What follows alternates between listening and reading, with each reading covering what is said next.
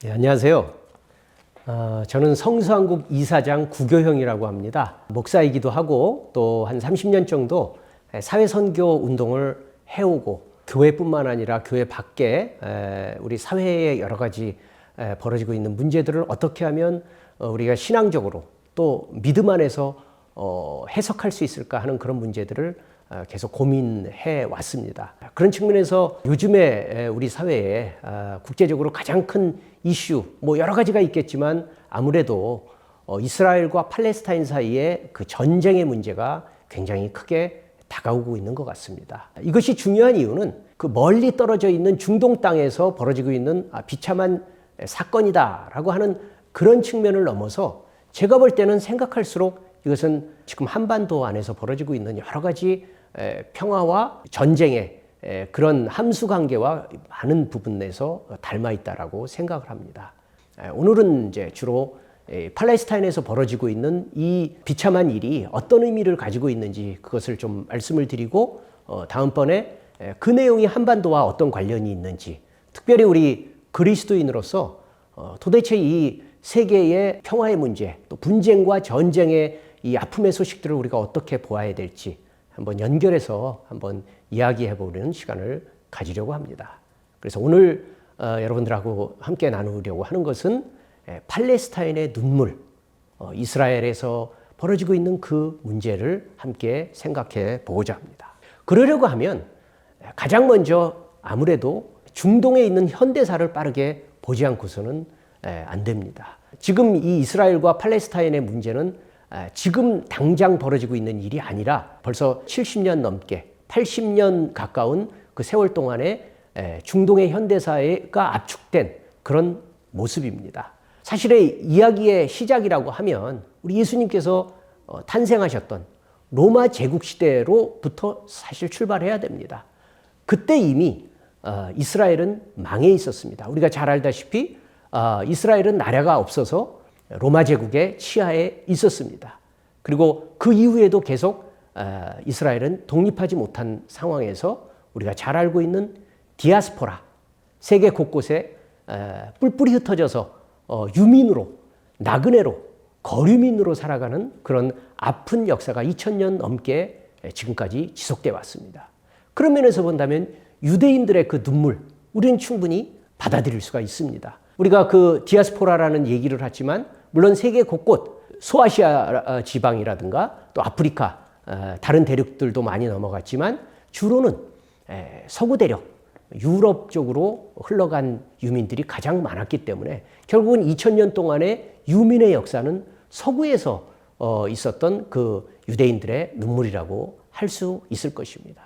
우리는 유럽 역사 가운데서 유대인들이 어떤 취급을 당했고 어떤 어려움들을 겪었는지 여러 가지 부분들을 통해서 잘 알고 있습니다. 베니스의 상인에서도 나타나는 유대인들에 대한 그 인상, 아주 천박한 상인과 같은 그런 모습으로 인식되고 있는 그런 부분이 나타나고 있습니다. 뿐만 아니라 서구의 사람들이 가지고 있는 유대인들에 대한 아주 중요한 뿌리 깊은 차별 의식은 바로 유대인들은 메시아를 죽인 민족이다라고 하는 그 사실입니다. 우리가 잘 알다시피 메시아이신 예수님을 죽였을 뿐만 아니라 끝끝내 받아들이지 않는 아주 완고한 그런 복음을 받아들이지 않는 그런 유대인들이라는 그 인식들이 서구 사람들에게 박혀 있기 때문에 그야말로 동화되지 않는 이방 민족으로서의 유대인들에 대한 아주 압박과 차별이 2000년 동안 계속 되었다라고 할 수가 있습니다. 그런 일들이 2000년 내내 계속되어 오다가 19세기 말이 되면 유럽은 이제 민족주의가 활성화되고 각 국가마다 제국주의가 활성화되면서 자국 중심의 그런 움직임들이 커지니까 유대인들에 대한 압박이 점점 심해지는 거죠. 그 상황에서 유대인들이 자구책으로 마련하면서 떠오른 것이 바로 시오니즘입니다. 우리가 잘 많이 들어오셨겠지만 시오니즘이라는 것은 결국은 뭐냐 하면 자기들이 떠나왔던 자기들이 생각할 때 본토의 땅인 거죠.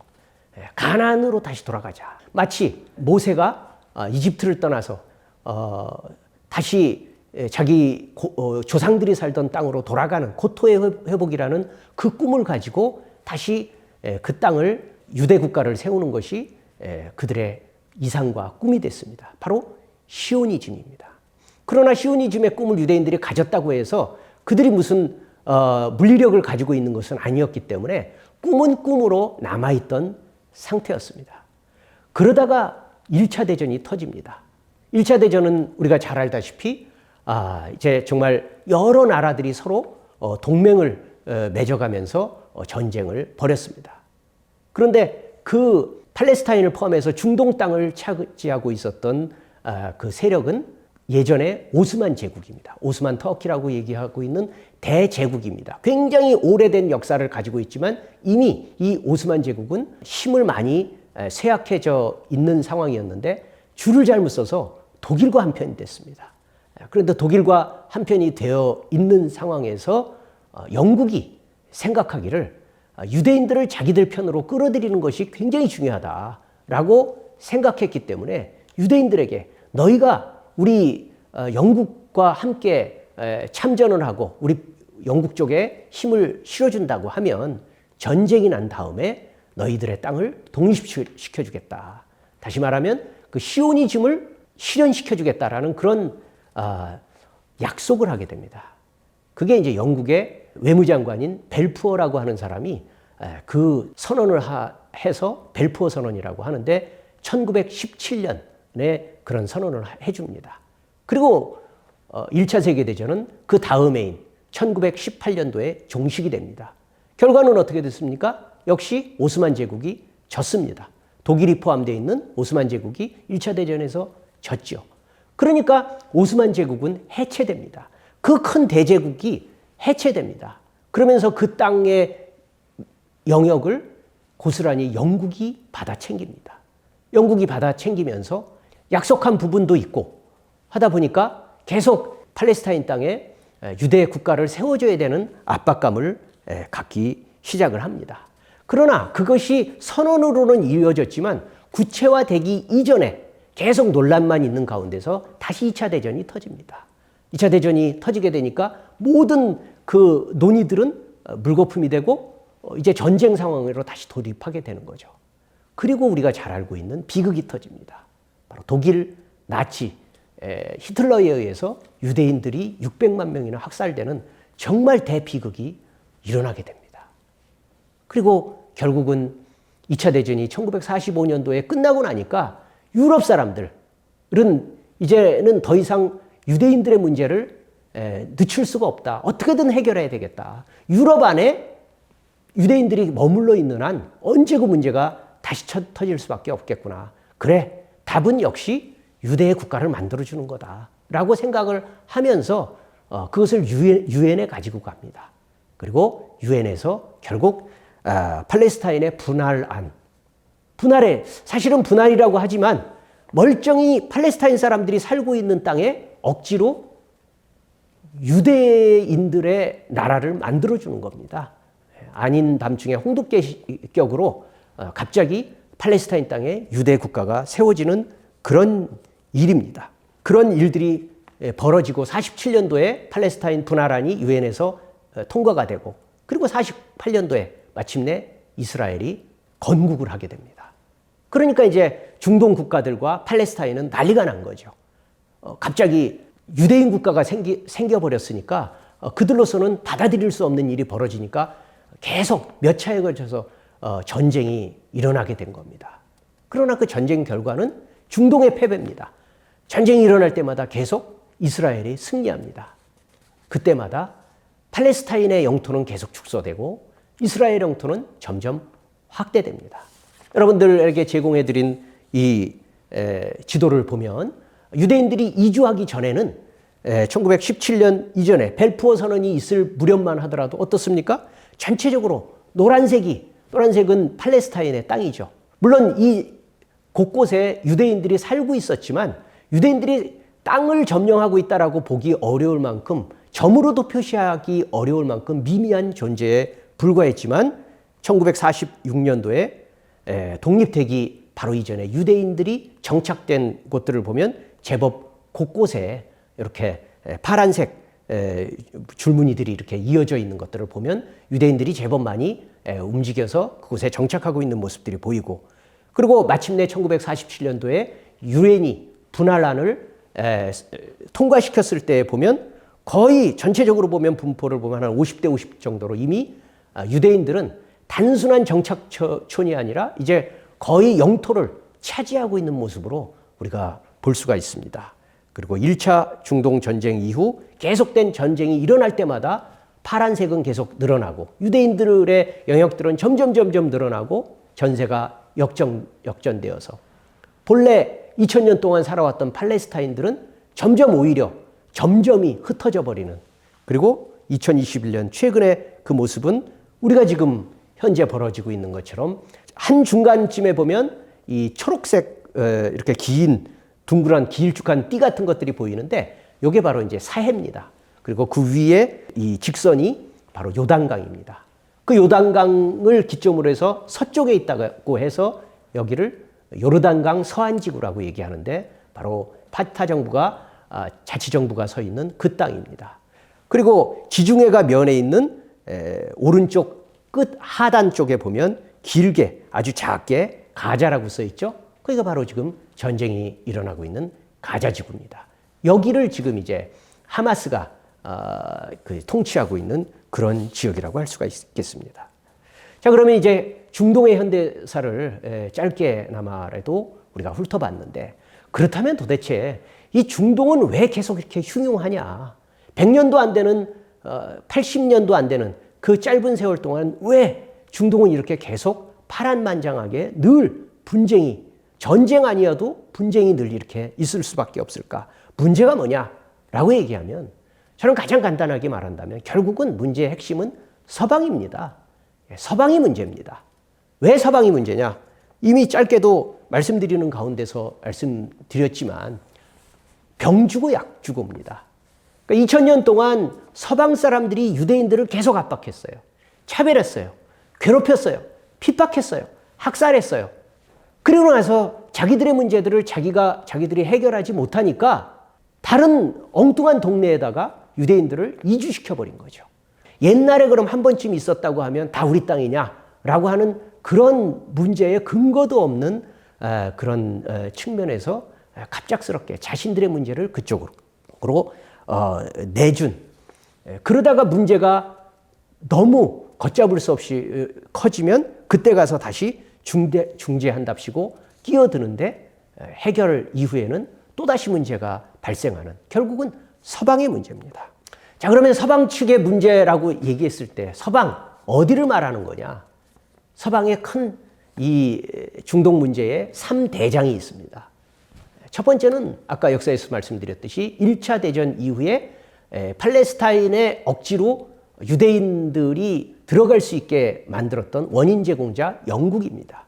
영국이 2차 대전 이전만 하더라도 세계를 휘저없는, 마치 지금 미국이 하던 역할들을 영국이 하고 있었고, 또 이 중동에서의 그 첫 번째 그림을 그린 나라가 영국이기 때문에 3대장 중에 첫 번째는 영국입니다.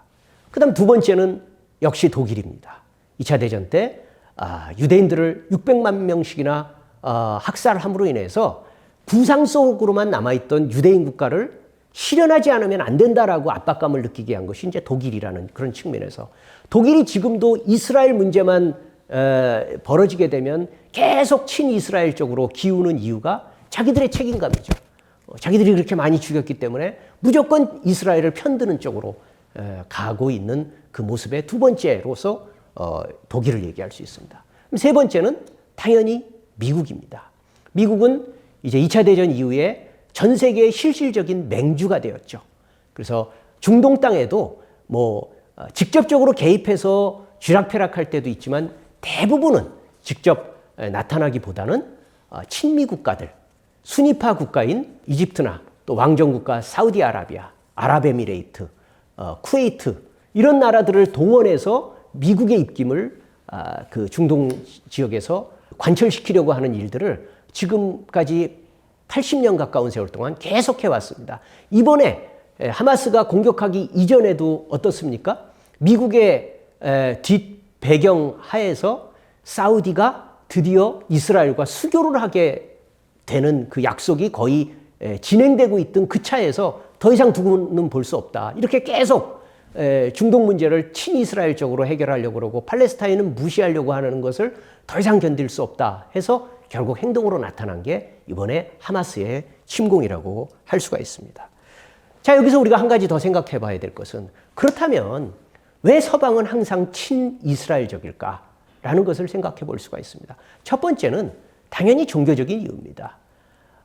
종교적인 이유라고 얘기하는 것은 우리 말에도 우리도 이제 익숙하게 알고 있듯이 유대교, 기독교, 유대기독교라는 그런 이름을 하나로 이렇게 쓰는 것처럼 야, 유대교하고 기독교가 어떻게 같은 종교냐라고 얘기하지만 우리가 알다시피 유대교의 그 기본 뿌리로부터 아브라함과 또 족장들과 다윗의 그 맥락으로부터 예수님도 그곳에서 출생하였고 거기서 기독교가 출발했기 때문에 유대교와 기독교는 하나로 연결되어 있는 것으로 보통은 평가하고 있습니다. 뭐 우리나라에서도 기독교인들은 여전히 이스라엘을 굉장히 좋아하는 이유가 이제 같은 이유라고 할 수 있겠죠. 거기에 비하면 이 중동의 대부분의 국가들은 뭐 거의 대부분이라고 할 수 있겠죠. 이슬람이죠. 그럼 이슬람을 대항하는 친유대적, 기독교적 연대성을 보이고 있는 거죠. 두 번째는 민족적이고 문화적인 연대감입니다. 인종적인 부분은 우리가 알다시피 이스라엘은 아리안족입니다. 우리 백인의 기본적인 그 뼈대라고 얘기할 수 있는 아까 3대장이라고 얘기했던 영국, 독일, 미국 전부 다 그 백인들 아리안족이 주축을 이루고 있고 이스라엘 역시도 다민족 국가이긴 하긴 하지만 대부분은 주류는 아리안족 백인들입니다. 거기에 비하면 이 중동은 어떻습니까? 아랍이죠. 그러니까 아리안족과 아랍족의 그 차이 마치 아브라함의 그 이삭과 이스마엘의 족속으로 나뉠 수 있는 것처럼 여전히 그런 문화적 차이를 강조하고 있습니다. 또 이스라엘은 분명히 대의민주주의를 채택하고 있는 국가입니다. 거기에 비하면 중동 국가들은 왕정이나 아니면 종교적 원리주의를 채택하고 있으니까 상당히 이질적이죠. 마지막 하나는 왜 친이스라엘적이냐? 마지막 하나는 계속 말씀드리지만 서방 측의 그 속죄의식입니다. 미안하다. 이스라엘에게 미안하다. 그러니까 무조건 편들어 주는 겁니다. 그래서 처음부터 끝까지 계속 원인 제공도 하고 문제를 확대시키기도 하고 또 문제가 커지면 그때 가서 개입한다고 하지만 근본적인 문제를 해결하기보다는 미봉책으로 적당히 빨간 약 발라주고 수술을 끝냈다는 식으로 하게 되니까 문제가 계속 끝나지는 않고 다른 곳으로 옮겨가고 있는 것입니다. 그 와중에 팔레스타인 사람들은 계속 죽어나가는 거죠. 우리가 알고 있는 팔레스타인은 크게 두 지역으로 나뉘어져 있죠. 아까 말씀드렸듯이 파타의 그 자치정부가 세워져 있는 요르단강 서안 지구와 그다음에 가자 지구, 하마스가 점령하고 있는 그곳입니다. 그러나 어느 지역이든 상관없이 저도 2010년도에 약 한 달 정도 그 지역을 방문해 본 적이 있는데 거기 보면 팔레스타인 사람들을 전체적으로 마치 거대한 수용소에 가둔 것 같이 높은 6m 정도의 근데 지상만 6m가 아니라 지하도 마찬가지로 그렇게 팠습니다. 파고 들어오지 못하도록 지상 지하를 그렇게 팔레스타인이 살고 있는 모든 것들을 삥 둘러쳐서 일부 도로만 내주고 직장을 가기 위해서도 학교를 가기 위해서도 마을을 가기 위해서도 이 사람들은 한참을 돌아서 가야 되는 그런 거대한 장벽 속에 갇혀 살아가는 사람들이 팔레스타인 사람들입니다. 그 요소에 체크포인트가 있습니다. 체크포인트는 뭡니까? 검문소입니다. 여러분 생각해 보시죠. 매일 내가 학교를 가는데 검문소를 통과해야 돼요. 우리 외국인들은요, 자유롭게 관광버스로 통과합니다. 그래서 우리 외국인들은 그냥 분리장벽을 봐도 아무런 느낌도 없이 그냥 지나갑니다. 그리고 팔레스타인 사람들의 그 불편함을 전혀 느끼지 못하지만 그 사람들은 매일같이 불신검문을 받습니다. 뿐만 아니라 유대인들은 계속 유대인들의 정착촌을 늘려갑니다. 이것은 유엔도 허락하지 않았고 미국조차도 허락하지 않습니다. 더 이상 유대인들은 정착촌을 가지면 안 된다고 하지만 야금야금 팔레스타인의 그 지역에 집을 짓기 시작하는 거예요. 들어와서. 그러면 집을 몇 개씩 지어서 마을이 되면 또 분리장벽을 만들어줘요. 그렇게 해서 팔레스타인 지역도 지켜지는 게 아니라 계속 파고 들어옵니다. 그리고 일상생활은 영장 없는 체포, 또 재판 없는 구금과 고문, 심지어는 여성과 아이들까지도 수개월 동안은 아무런 영장과 그런 것도 없이 구금이 가능한 것이 이스라엘이 팔레스타인에게 행하고 있는 일상적인 생활입니다. 이런 문제들이 해결되지 않고서는 결코 팔레스타인의 평화를 또 그 땅의 평화의 소식을 우리가 기대할 수 없는 것입니다. 크게 이제 세 번째 생각해 보고 싶은 것은 그런 면에서 저는 가만히 생각을 해보니까 이 팔레스타인 지역을 포함해서 국제정세를 가만히 보면 크게 세 가지의 공식이 작동되고 있는 것 같아요. 세 가지의 공식입니다. 첫 번째 공식은요, 기울어진 운동장입니다. 운동장, 우리 많이 들어봤죠. 기울어진 운동장. 운동장이 왜 기울어졌냐. 사실 여러분, 어느 곳에서도 완전 평면이라는 것은 없는 거 아실 겁니다. 뭐 어떻게든 기울어질 수는 있습니다. 사람 사는 세상에 어떻게 차별이 없고 어떻게 완전 무결하게 뭐 격차가 없고 평등이 다 실현될 수 있겠습니까? 어느 정도는 이해할 수 있을 겁니다. 그러나 그 경사가 계속 높아진다면, 한쪽은 계속 올라가고 한쪽은 계속 처진다면 어떻게 될까요? 결국은 모든 물건들이 굴러 떨어지거나 하여간 대파국이 일어날 수 있겠죠. 더 이상은 그 운동장으로서 사람이 살 수 없는 일들이 벌어질 겁니다. 말씀드렸듯이 현실상에서 완전한 평면은 없지만 해소되기보다는 그 운동장이 계속 기울게 되면 반드시 문제가 터집니다. 그게 바로 이번 하마스의 공격과 같은 겁니다. 두 번째는 풍선 효과입니다. 여러분, 우리가 풍선을 생각해 볼 때 풍선을 있는 힘껏 불어서 아주 크게 풍선을 해서 묶어놨다고 해봅시다. 풍선이 이렇게 크게 있는데 그 중에 한쪽 구퉁이를 제가 이렇게 잡았습니다. 자, 그럼 잡힌 부분은 움푹 들어가게 되겠죠. 그러면 움푹 들어간 것으로 끝날까요? 그렇지 않죠. 그 압력이 다른 쪽으로 나오게 됩니다. 그래서 반드시 다른 쪽 어느 곳인가가 또 약한 부분에 튀어나오게 됐습니다. 또 그 부분을 잡으면 또 다른 부분이 튀어나오게 돼 있는 것이 바로 우리가 흔히 말하는 풍선 효과입니다.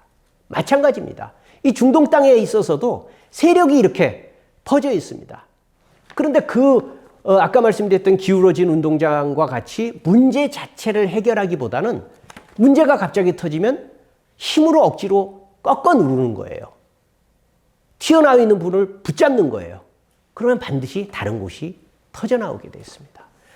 아까 말씀드렸던 중동 사태를 더 좁혀서 얘기한다면 우리 한번 9.11 사태를 생각해 봅시다. 2001년도에 미국 본토가 공격을 받았습니다. 그래서 미국은 기절초풍을 할 만큼 증오에 휩싸이게 됐죠.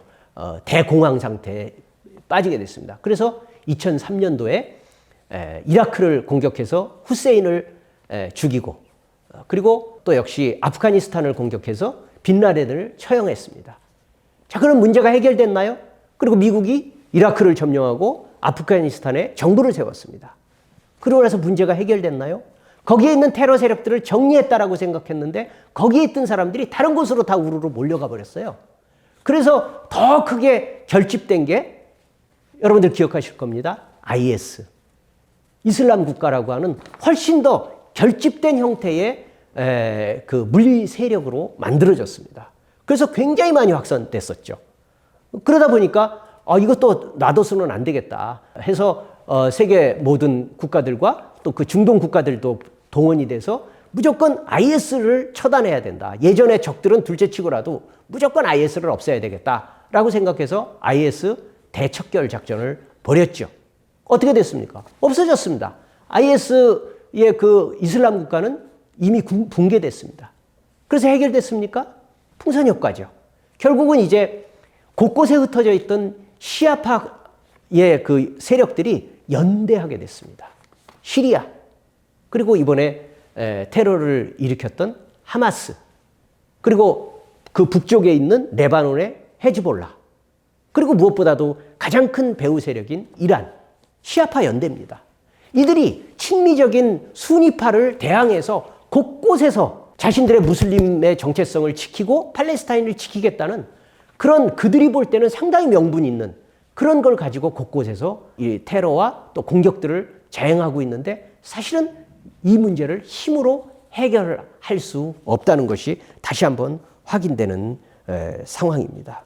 세 번째 공식은, 자, 우리가 그런 면에서 본다면 하마스를 어떻게 봐야 될까요? 하마스는 분명히 테러 세력입니다. 테러 요번에도 봤지만 무고한 인명을 살상하고 인질로 잡아간 그 행위 자체를 우리는 정당화할 수 없습니다. 그러나 여러분, 우리가 착시 현상이 있습니다. 테러는요, 굉장히 잔인해 보입니다. 아주 몰인정해 보이죠. 사람들이 눈에 보이는 데서 잔인한 모습들을 보여주니까 테러는 굉장히 용납할 수 없는 거라고 얘기하지만, 테러는 약자들이 선택하는 마지막 선택입니다. 그럼 강자들은 뭘 할까요? 전쟁을 일으킵니다. 그 전에 계속 압박을 하죠. 점령을 합니다. 그리고 모든 완력을 동원하다가 결국은 테러가 일어나면 전쟁을 합니다. 이번에 양상도 어떻습니까? 약자인 하마스는 테러를 일으키고 이스라엘은 전쟁을 일으킵니다. 자, 그러면 잔인해 보이기는 테러가 잔인해 보이지만 피해자는 어디가 많습니까? 당연히 전쟁이 많죠. 그런데 우리는 전쟁에 대해서는 관대하게 느껴지고 테러는 용납 못한다라는 식으로 얘기를 합니다. 저는 지금 편들고자 하는 얘기가 아니라 그런 만큼 여전히 기울어져 있다는 겁니다. 그런 면에서 테러 세력이라고 하는 사람들을 없애면 해결되는 게 아니라 테러의 온상, 테러가 계속 일어날 수밖에 없는 중동 땅에 기울어진 운동장, 특별히 팔레스타인 사람들의 눈물을 해소해 줄 수 있는 정책이 만들어지지 않는다면, 그 대책이 만들어지지 않는다면 이번에 가자를 완전히 이스라엘이 다 장악해서 또 다른 정부를 세워서 자기들이 통치한다 할지라도 문제는 끝나지 않고 언젠가 다시 더 크게 일어날 것이 불을 본 듯이 뻔합니다. 이제 이야기를 마무리하려고 합니다. 이제 우리 그리스도인들로서 우리는 참 곤혹스럽습니다. 사실 유대인들에 대한 특별한 의식, 우리 이스라엘에 대한 성경만 들춰봐도 공감이 되는 많은 부분들 속에서 우리는 이스라엘에 대해서 참 묘한 감정을 가질 수밖에 없습니다. 여러분, 이스라엘의 핵심인 예루살렘을 생각해 보면 예루살렘의 원어의 뜻은 평화의 도성입니다. 예루살렘, 평화의 도성이라는 뜻입니다. 그러나 그 이름과 걸맞지 않게 예루살렘이야말로 가장 평화가 멀리 느껴지는 곳입니다. 모든 종교가, 더군다나 모든 종교의 성지입니다. 우리 기독교의 개신교, 가톨릭, 동방종교 다 성지로 여기고 있고, 또 어떻습니까? 유대교의 예루살렘 성전이 있는 그들의 성지입니다. 뿐만 아니라 황금 서원이 있는 무슬림의 성지이기도 합니다. 정말 고등종교라고 있는 3대 종교가 다 성지로 삼고 있으면 평화가 연상될 텐데 그곳이야말로 가장 비극적인 일들이 벌어지고 있습니다. 우리 팔레스타인의 눈물이 느껴지고 있습니다. 예수님께서 탄생하셨던 그 상황을 마태복음에서 이렇게 기록하고 있습니다. 이에 헤롯이 베들레헴과 그 모든 지경 안에 있는 산의 아이를 2살부터 그 아래로 다 죽이니 라마에서 슬퍼하며 크게 통곡하는 소리가 들리니 라헬이 그 자식을 위하여 애곡하는 것이라. 헤롯 왕이 2살 이하의 모든 아기를 죽였을 때 2000년 전에 흘렸던 그 눈물이 지금도 계속 흐르고 있습니다.